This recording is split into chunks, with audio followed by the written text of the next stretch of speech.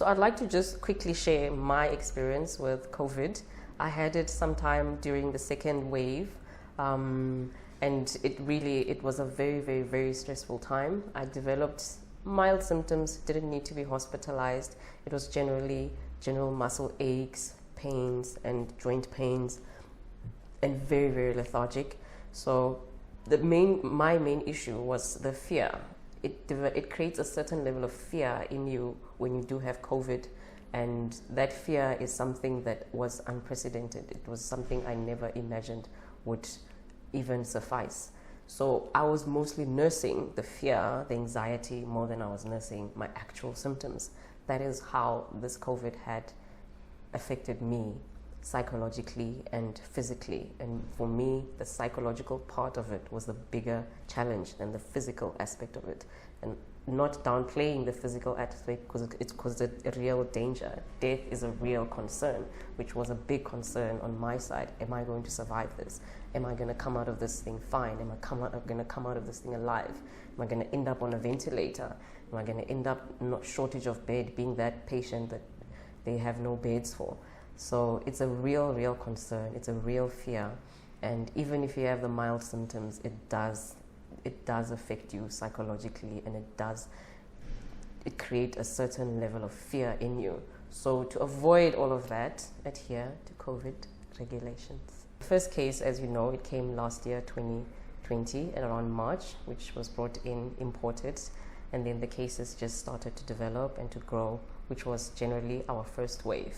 We were obviously unprepared. The whole world was unprepared. We were all trying to figure out how to tackle this virus and this pandemic the best way we can. And given that we live on the African continent, our resources, our infrastructure, it's not on the same level as, let's say, in other first world countries. So, as you know, the private sector, public sector, it has different resources, there's different infrastructure from both aspects, but we managed to work together as a team and to try and combat this virus.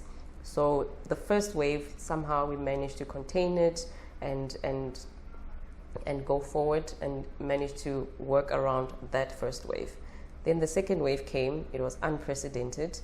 Most people in general were assuming that the second wave would come during flu season. And in South Africa, unfortunately, it came before that, which was around summertime in December. So that was not in keeping with most people's assumptions and predictions. But in the Northern Hemisphere, where the winter season was already there, they had already, according to their understanding, their second wave was already started, and our second wave somehow coincided with their second wave. So with that one, it was very problematic. We had run out of beds. We had a very big issue with beds, with ICU, with ventilators.